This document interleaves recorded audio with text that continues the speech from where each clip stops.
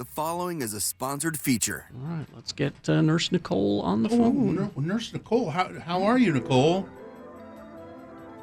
Maybe? Nicole? Oh, hang on. Sorry. I'm Carrie's relearning everything. relearning everything. There we go. She's there.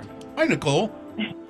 Hi, good morning. There you are. Nightingale College, that's where Nicole hangs out. And I'm just now opened this, and it says Hashimoto's syndrome or Hashimoto's symptoms and triggers. I don't know what Hashimoto is, but I know I don't want it. Well, step one. What is it? So, Hashimoto's is the most common cause of hypothyroidism.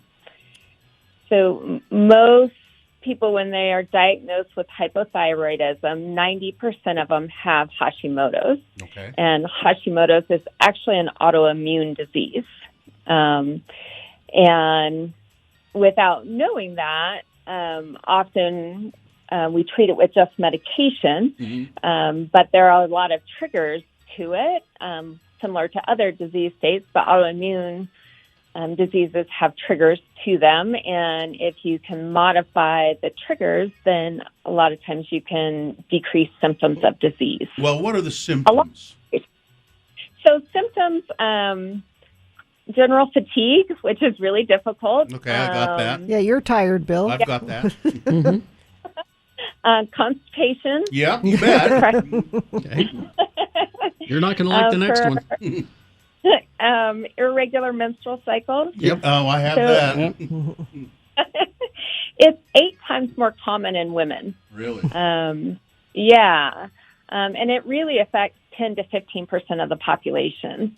When I was a little kid, my mother had her thyroid removed, which I think was fairly common.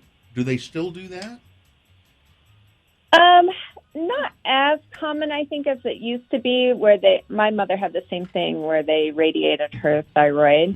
So not as common as it used to be. But I think a lot of the discussion around hypothyroidism has neglected the fact that it's an autoimmune disease for many people.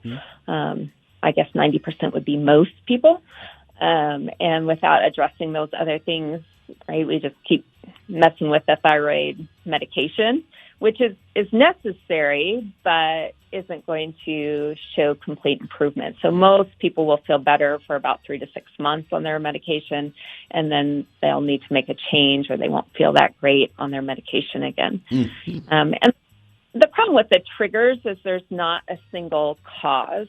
So you have to look for more subtle things, which we're going to talk more about the next time we're together. But the triggers can be dietary, lifestyle, just chemicals in the environment, as well as pathogens. And so we'll dive into those more. Okay. But Will this kill you, or does it just make you feel crappy for the rest of your life if you don't deal with it? choice two. Choice two. Yeah. Makes you feel crappy. Yeah. So, but you can feel better, right? Yeah. Is the point.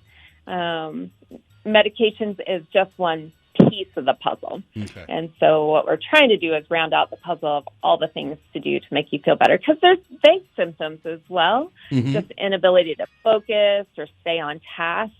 Well, Over here, Bill. Over here. maybe I've got it. I don't know.